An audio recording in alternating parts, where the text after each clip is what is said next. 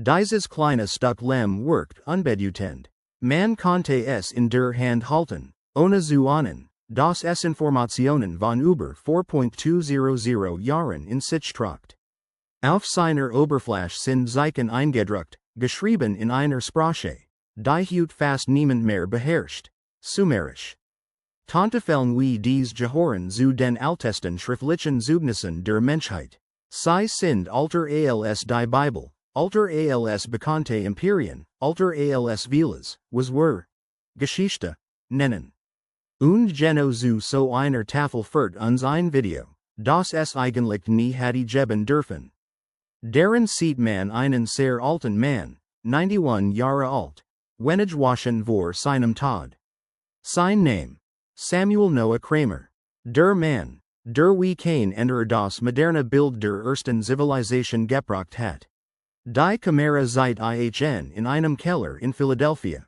Die Luft ist schwer, riecht nach Staub, nach Lehm, nach Geheimnissen von tausenden Jahren. Sein Hand zittern, während über Tontafeln streicht, die seit Jahrtausenden niemand berührt hat. Und dann sagt etwas, das sein Kollegen lieber nie gehört hatten. Bevor ich sterbe, bitt ich euch, hört mir zu, sagt leise. Wir haben das falsch verstanden. Nicht einzelne Details, die ganze grundlegende Struktur. Wenn dich vergessen Geschichte, verbergen Wahrheiten und Altkulturen faszinieren, dann abonnier jetzt und bleib dran. Denn was dieser Mann kurz vor seinem Tod begriff, stellt alles in Frage, was wir über den Ursprung unserer Zivilisation zu wissen glauben. Über mehr als 50 Jahre war Samuel Noah Kimmer die Autorität für das Alt Sumerisch. Sein Wort galt als endgültig, seine Übersetzungen als unantastbar. Generationen von Studenten, Historikern und Museumsbesitzern lernten Sumer durch seine Arbeit kennen. Und doch kam ausgerechnet am Ende seines Lebens zu der Erkenntnis, dass vielleicht alles grundsätzlich falsch interpretiert worden war. Später versuchte die akademische Welt, diese Interviews zu unterdrücken, aber Transkripte existieren noch. Zu verstehen, wie explosiv das ist, muss man verstehen, wer Kimmer war. Über ein halbes Jahrhundert erforscht nicht nur Sumerisch, war Sumerisch. Alles, was wir heute über die erste bekannte Hochkultur wissen, ging durch hindurch. In den Kellern des Museums der University of Pennsylvania saß ein einzelner Mann zwischen Tausenden von Tontafeln. Entzifferte Kielschriftzeichen, die sonst kaum jemand lesen konnte. Jede Erklärung in Schulbüchern, jedes Museumschild, jede Dokumentation über den Beginn der Zivilisation basierte auf seinen Deutungen. Als in den 1920er Jahren begann, war Sumerisch eine Todessprache. Es gab keine Sprecher, keine Lehrbücher, keine Wörterbücher. Kramer lernt sie allein. Wirklich Texte, sucht Muster, rekonstruierte Bedeutungszeichen für Zeichen. Jahrzehnte Jahrzehnte, über mehr als 60 Jahre. Sein Buch History beginnt at Sumer, 1956 veröffentlicht, macht eine vergessene Kultur weltweit bekannt. Wann immer Archäologen neue Tontafeln fanden, schickten sie zu ihm. War die Brücke zwischen unserer Gegenwart und dem tiefsten bekannten Ursprung der menschlichen Geschichte. Doch waren sein Ruf wuchs, tauchten stille Zweifel auf. Versteckt in Fußnoten seiner Arbeiten aus den 1960er und 1970er Jahren erschienen vorsichtige Formulierungen. Hinweis darauf, dass bestimmte Begriff nicht eindeutig zu übersetzen seien, dass einige Passagen rätselhaft blieben. Anfangs wirkte das wie normal wissenschaftlich Vorsicht, doch mit den Jahren wurden dies Anmerkungen häufiger und beunruhigender. In den 1980ern schrieb Kramer schließlich einen Satz, den fast niemand ernst nahm. Je mehr ich dies Texte studiere, desto weniger sicher bin ich, was sie wirklich bedeuten. Sein Kollegen winkten ab, man flüsterte, sei müde, zu alt, zu lang allein mit den Tafeln. Doch Kramer sprach nicht aus Verwirrung, sprach aus Einsicht. Hatte etwas entdeckt, das alles in Frage stellt, worauf das Werk seines Lebens gebaut hatte. Etwas, das nicht mit einzelnen Übersetzungsfehlern zu tun hatte, sondern mit der Art, wie moderne Menschen überhaupt denken. Kramer bemerkte, dass die sumerische Sprache keinen klaren Begriff für das hatte, was Wahrheit, Religion, nennen. Es gab keine scharfe Trennung zwischen dem Natürlichen und dem Übernatürlichen, keine klare Vorstellung von Wundern, Musik. Nicht weil nichts Außergewöhnliches geschehe, sondern weil es offenbar kein festes Konzept von normal gab, das ein Wunder hatte durchbrechen können. Für die Sumerer existierte dies Trennung nicht. Das Heilige und das Alltägliche waren keine Gegensatz. Das Spiritual und das Material waren keine getrennten Ebenen. Alles war Teil eines zusammenhängenden Ganzen. Und das Wort, das Wahrheit oft als Gott übersetzen, hatte keine eindeutige Bedeutung im Sinn einer personifizierten Gottheit. Es konnte ebenso Macht, Prinzip oder wirksame Kraft bedeuten, etwas Größeres, aber nicht zwingend ein Wesen, das angebetet werden muss. Kramer begann zu bezweifeln, ob die Sumerer ihr sogenannten Götter wirklich so verstanden, wie später Kulturen sie verstanden. In einem Interview von 1987 sagte etwas, das Schlagzeilen hatte machen müssen. Erklärte, dass beim Übersetzen sumerischer Texte Begriff wie Schöpfung und Welt verwendet habe, obwohl nicht mehr übersetzt sei, dass die Sumerer damit etwas Vergleichbares meinten. Vermutet, sie beschrieben etwas völlig anderes, etwas, das sich mit unseren heutigen Begriffen kaum fassen lässt. Der Interviewer bemerkte später, Kramers Blick habe unruhig gewirkt, fast gehetzt, und Kramer fügte hinzu, dass ein halbes Jahrhundert lang ihr Gedanken in Kategorien gepresst habe, die ihnen vollkommen fremd gewesen waren. Doch all das war nur der Hintergrund. Der eigentliche Bruch kam durch eine einzige Tontafel, eine, die schon 40 Jahre zuvor übersetzt hatte und die ihn nicht losließ. Sie stammte aus der Stadt Nippur und wurde ungefähr Musik auf das 20. Jahrhundert vor unserer Zeit datiert. Jahrzehntelang lag sie unbesichtigt im Museum. Kramer hatte sie bereits 1949 veröffentlicht. Damals schien alles klar. Der Text wirkte wie ein Dialog zwischen einem Menschen und einer Gottheit. Es ging Wissen, Ordnung, den Ursprung der Zivilisation. In Kramers damaliger Übersetzung erklärten die Götter, sie hatten den Menschen die Zivilisation geschenkt. Das passt perfekt in das dominierende Weltbild. Alle alten Kulturen erzählen ähnliche Geschichten. Die Götter geben, die Menschen empfangen, voll abgeschlossen. Aber dieses Stücklem ließ ihn nicht los.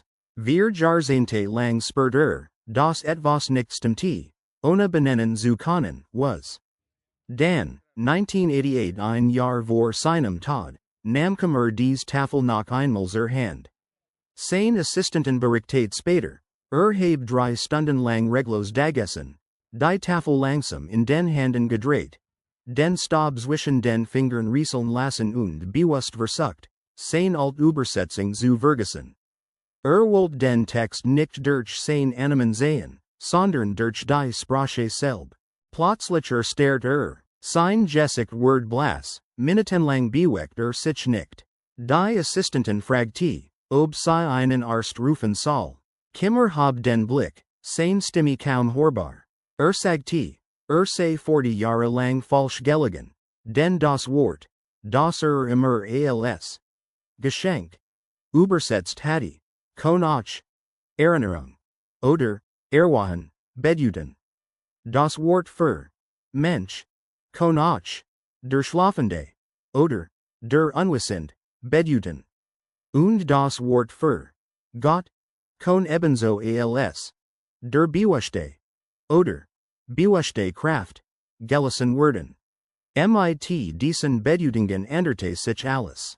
Liest man den Text mit diesen alternativen Deutungen, sah plötzlich eine völlig andere Geschichte.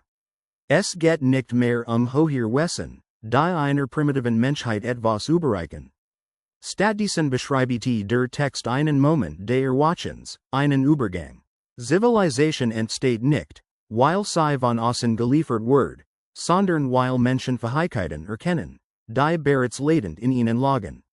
Was wir später, Götter, nannten, konnten Begriff für Bewusstsein gewesen sein. Verformen der Wahrnehmung, die uns heute fremd erscheinen. Für Kramer war klar, das war kein kleiner Übersetzungsfehler, das stellt nicht nur die Bedeutung dieser einen Tafel auf den Kopf, sondern ganzer Textkategorien. Zeigte sein neue Lesert Kollegen, einer von ihnen, ein renommierter Gelehrter, der jahrzehntelang auf Kramers Arbeiten aufgebaut hatte, soll blass geworden sein. Soll gesagt haben, wenn das war sei, werden Bücher, Karrieren und ganze Lehrgebot einstürzen. Ein anderer tat sals Altersverwirrung ab, riet Kimmer, sich auszuruhen, das sei keine Wissenschaft mehr, sondern ein persönlicher Zusammenbruch. Doch für Kimmer war es das Gegenteil. Konnte nicht mehr wegsehen. Begann, seine wichtigsten Übersetzungen zu überprüfen, Tafel für Tafel, Text für Text, und stieß immer wieder auf dasselbe Muster. Hatte moderne Konzepte in Alttexte hineingelesen. Hatte vorausgesetzt, summerisch Autoren werden die Welt onlich strukturieren wie wir. Und genau das war der Fehler. Der eigentliche Schock war nicht, was dies Texte sagen.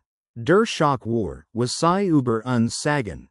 In seinen letzten Interviews versucht Kramer zu erklären, was über sein Werden war. Gab zu, dass selb kaum die richtigen Worte fand, gefangen im selben modernen Denkramen, der das Problem erzut hatte. Trotzdem gab Hinweis, verwies auf das Zahlensystem der Sumerer. Sie rechneten nicht im Zenersystem, sondern im Sechzigersystem. Für uns wirkt das willkürlich. Zenfinger, Basis 10, logisch.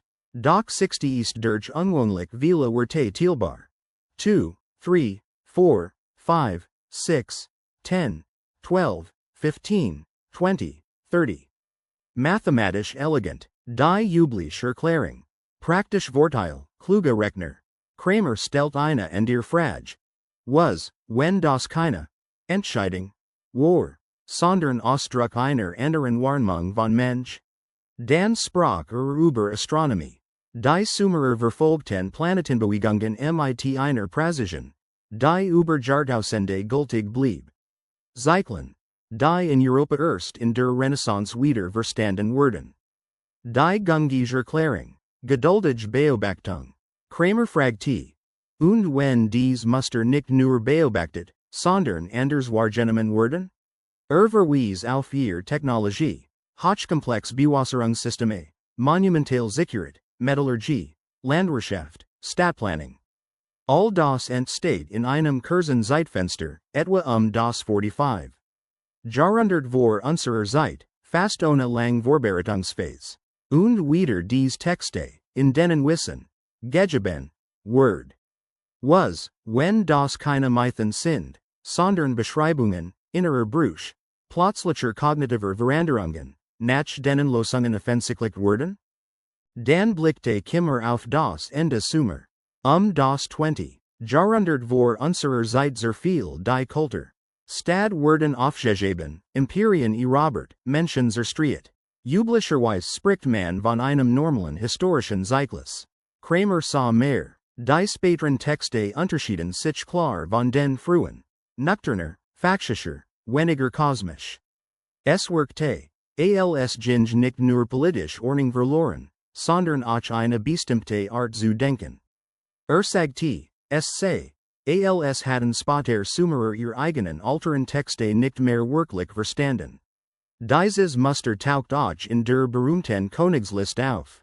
Die ersten Herrscher sollen Zehntausende Jahre regiert haben 28.800 Jahre, 36.000, Musik, Jahre. Später König hingegen lebten und regierten so lang wie Menschen heute. Die gängige Erklärung. Mythos wird langsam zu Geschichte. Kramer sah etwas anders. Für ihn spiegelt dies Liste nicht den Übergang von Fantasie zu Realität, sondern einen Wandel darin, wie Zeit, Macht und Existenz erlebt wurden.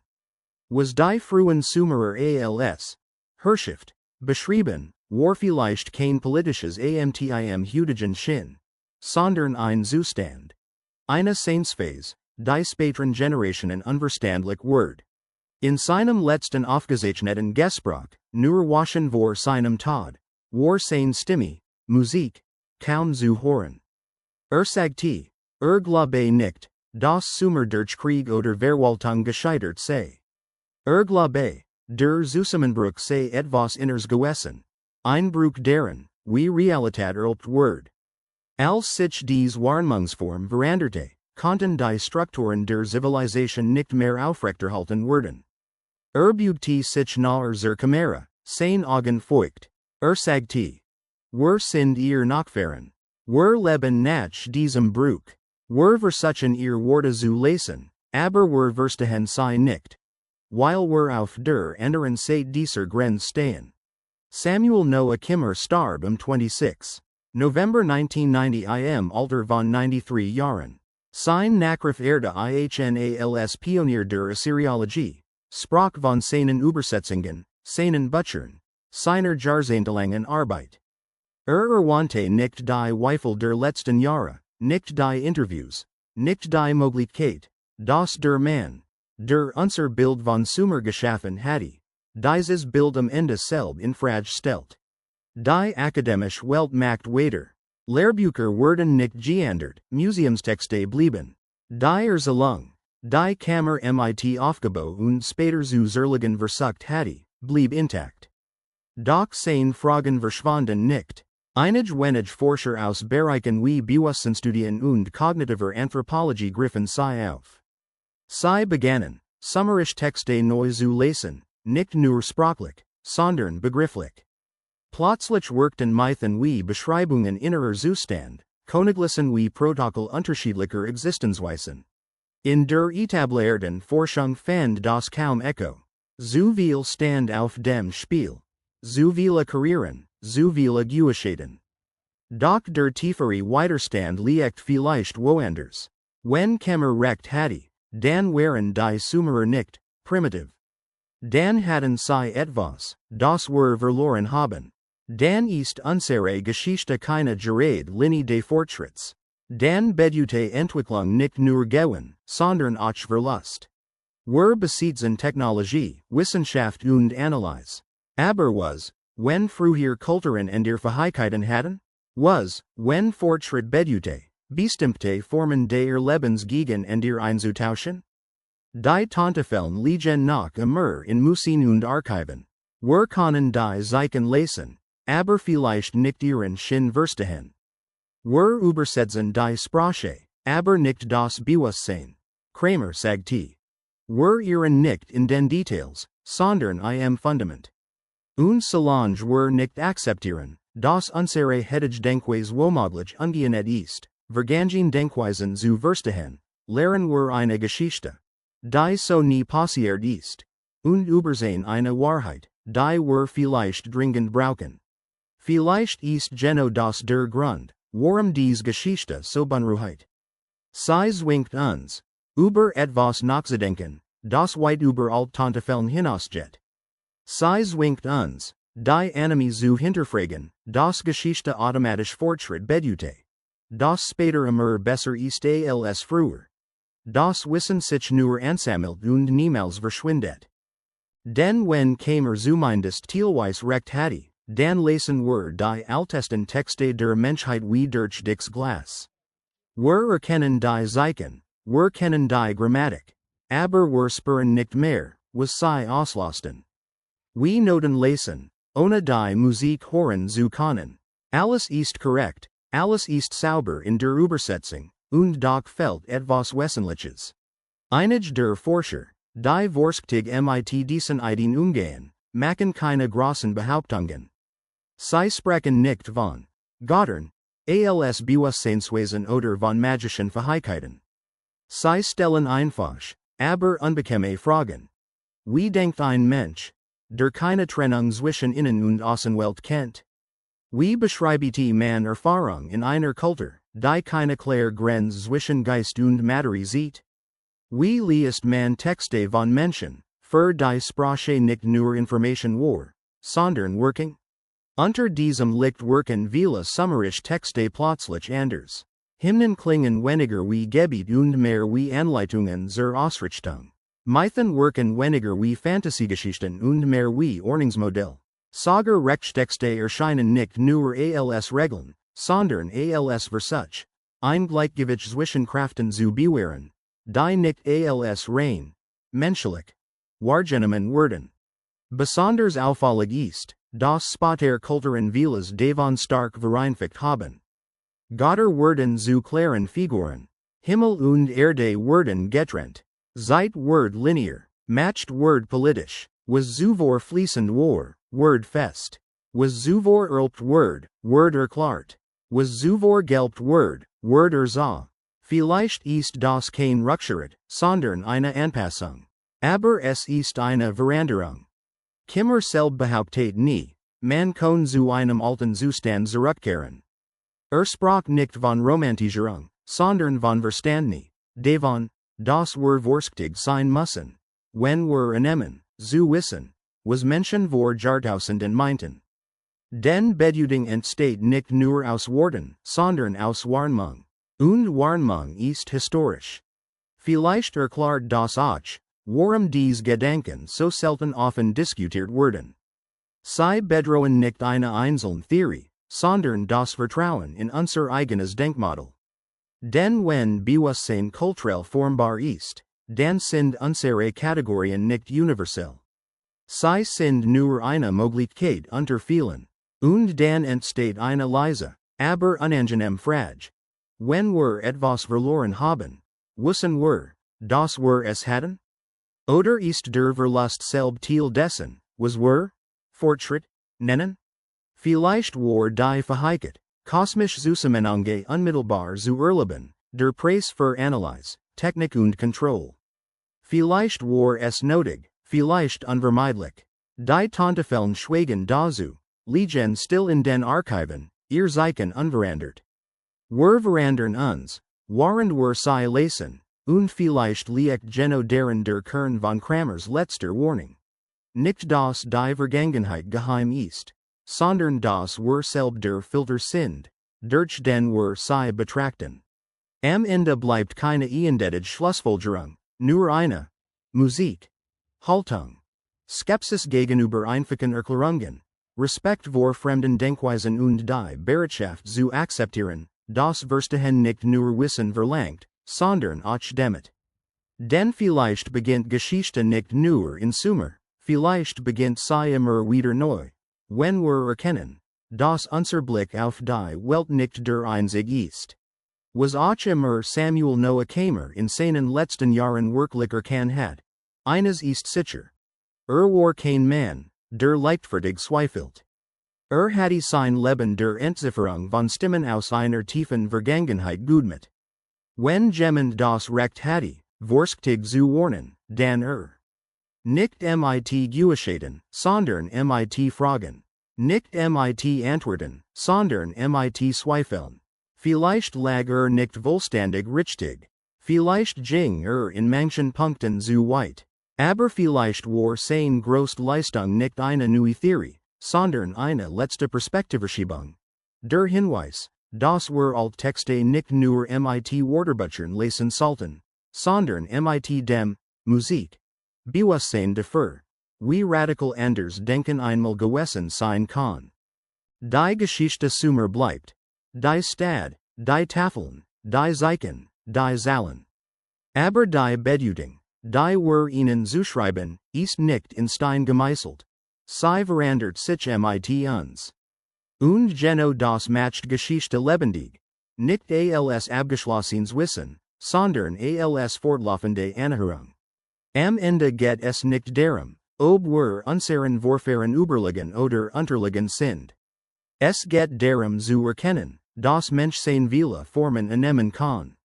Manche Fähigkeiten gewinnen wir, und lassen wir zurück.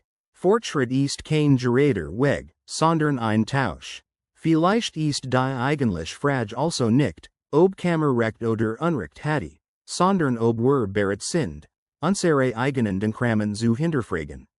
Ob wir akzeptieren können, das unsere Hedage Weltanschauung nicht das Ziel der Geschichte ist, sondern nur ein Abschnitt. Die Tontafeln wurden nicht darauf, das wir sie endlich, richtig, verstehen. Sie wurden darauf, das wir anders zu fragen lernen. Und Geno hier kost du ins Spiel. Was meinst du? Haben wir etwas verloren, das früher Kulturen noch kannten? Oder projizieren wir unsere Sehnsucht nach Sinn in einer fernen Vergangenheit? Schreib dein Gedanken in die Kommentar. Wenn dir dies Reis gefallen hat und du mehr Musik, Geschichten wie dies willst, unterstützt den Kanal mit einem Like. Abonniere ihn und teile dieses Video mit Menschen, die bereit sind, über den Rand der bekannten Geschichte hinauszuschauen. Ja.